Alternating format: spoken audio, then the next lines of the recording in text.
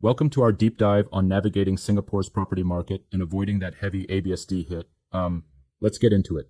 Absolutely, it's a maze out there. So, what's the first strategy we should explore? Well, one of the simplest ways is selling your current property before you commit to buying the next one. It's pretty straightforward. You avoid owning two properties simultaneously, so the ABSD doesn't come into Yes. play. That's the idea. Buy it as if it's your only property at that moment. Great. So, for a couple, that could mean selling a HDB flat and then one spouse buying a new condo. But isn't there a twist when it comes to mortgage loans? Exactly. Both individuals need to secure their loans carefully from the start. Lending criteria and mortgage eligibility become critical in that Yep. scenario. It's not just about timing the sale, but also ensuring you have the finances lined up. Got it. And what about planning ahead using only one spouse's name on that first property? Yes. In that scenario, one spouse owns the property officially, while the other remains as a first-time buyer, making it possible for them to later purchase a second home without ABSD. It's like taking advantage of the first-time buyer status on the side that isn't on title. That sounds smart, but doesn't it come with some risks, especially around mortgage eligibility or even CPF usage issues? Absolutely, it does. The owning spouse might be eligible for a better loan-to-value ratio, up to 75% usually, while the other spouse, who is just an occupier, can't use CPF funds for that property. It's a trade-off that needs careful planning. Yeah, makes sense. Intriguing. Now, shifting gears, I've been curious about the decoupling strategy. Can you break that down for us? Sure thing. Decoupling occurs when, say, a couple who owns a property jointly decides to split ownership. One spouse essentially buys out the other. This way, the spouse who sells their share can then be viewed as a first-time buyer for future purchases, thereby avoiding the additional ABSD. So, if you both own a condo and decide to decouple, the non-owner of any property can buy another one without triggering ABSD? Correct? But note, this mostly applies in private property cases. With HDB flats, the rules have tightened since 2016. Decoupling is only permitted under very specific conditions, like for instance, during divorce or death, not just for investment planning. Yep, that's a crucial point. But there are extra costs involved with decoupling, right? Like stamp duties and legal fees? Exactly. You've got the buyer stamp duty, which is payable on the transferred share, plus legal and valuation fees, and if the property was recently purchased, there might even be seller stamp duty. So, while decoupling can provide some tax benefits on the ABSD front, the fees can eat into potential savings. That definitely calls for some serious number crunching. Now, I've also heard about the 99-to-1 ownership split tactic. What's that all about? Yeah, that's a clever sort of planning trick. When couples first buy a private property as tenants in common, they might agree on an uneven split, like 99% in one name and 1% in the other. The idea is that when decoupling later, only that tiny 1% is subject to the stamp duty I transfer. see. But isn't there a risk that IRS might see this as, too much manipulation? Exactly, and that's where the fine line between legal tax avoidance and outright evasion lies. IRS will scrutinize arrangements that appear designed solely to dodge tax. So, you definitely need to seek proper legal advice to ensure everything is above board. Makes sense. Now let's talk about something a bit different. Upgrading to an executive condominium or EC. How does that play into the ABSD game? ECs are interesting because they straddle the line between public and private housing. If you're buying a new EC directly from the developer, you might actually qualify for an upfront ABSD remission.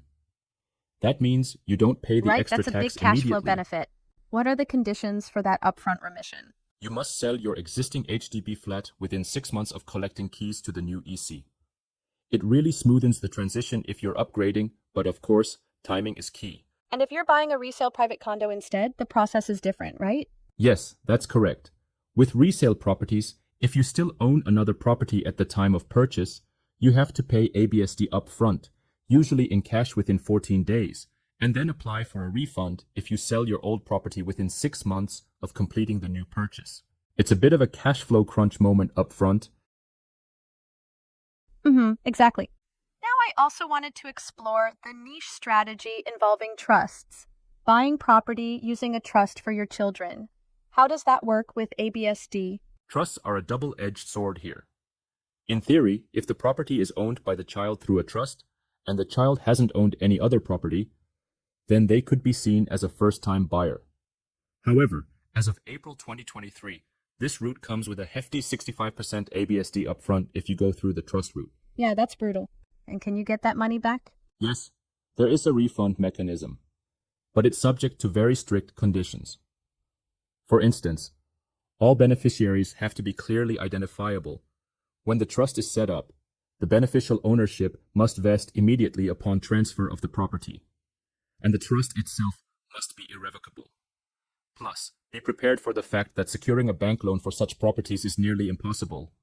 So, it often ends up being a full cash purchase. Not to mention, once the property is held in trust, all future income or sale proceeds legally belong to the child, which could have long-term implications. Exactly. It demands ironclad trust and careful drafting by legal experts, which really means it's only viable for a very specific group of buyers, with clear estate planning goals. Now, shifting our focus from residential properties, what about commercial or industrial properties? Do they come with ABSD concerns? That's a great point. The ABSD rules we've discussed apply strictly to residential properties. Commercial, industrial, or even shop houses. These typically don't have ABSD attached, which makes them attractive options for diversification. And sometimes, these properties absolutely. even offer higher rental yields. But I assume there are other considerations like higher purchase prices, cash down payments, and GST considerations? Correct. Commercial properties often demand a higher upfront cash commitment, and you might face additional costs like GST, which require a different financial approach compared to residential investments. What about the trend of dual key units? They seem to offer some intriguing rental advantages. Yes, dual key units are interesting. Legally, they're treated as one property even though they may have separate entrances. This means you avoid triggering ABSD, and at the same time, you can potentially rent out the extra section to offset costs. It's a neat blend of flexibility and strategic planning. Indeed. Last but not least, can we touch on how free trade agreements affect ABSD? Sure.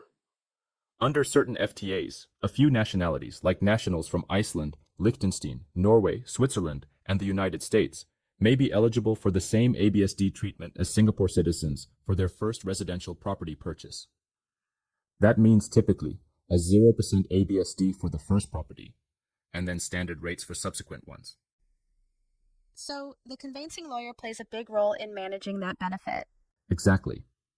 The lawyer applies for the ABSD remission through IRAS, citing the relevant FTA. It's not automatic. It requires meticulous documentation to get it right. Yes, that's key. This is a truly comprehensive look at all these strategies, from selling first, one-name ownership, decoupling, creative splits like 99-1, upgrading to ECs, trusts, commercial properties, dual key units, and FTAs. Absolutely. And the biggest takeaway, really, is that none of these approaches are plug and play. They all demand careful, individualized planning and, honestly, consultation with professionals, legal, and financial advisors to verify that everything can be executed within the bounds of the law and your personal financial goals. Definitely. Right. It sounds like you absolutely can own multiple properties without an undue ABSD burden, but it all comes down to risk management and strategic decision making. Precisely. The market and the rules are always evolving, so staying informed and adaptable is crucial. It's been quite the journey today, navigating through all these layers of strategy and regulation. For anyone listening, this really underscores the importance of getting tailored advice and not trying to game the system. The penalties for missteps are steep. Absolutely. Remember, what works for one person might not work for another. Stay wise, do your homework, and consult the experts. Thanks for walking through this deep dive with me. It's been incredibly insightful and enlightening to see just how many angles there are to consider. Yep, thanks for joining the discussion. Until next time, keep questioning and planning smartly in that dynamic Singapore property landscape.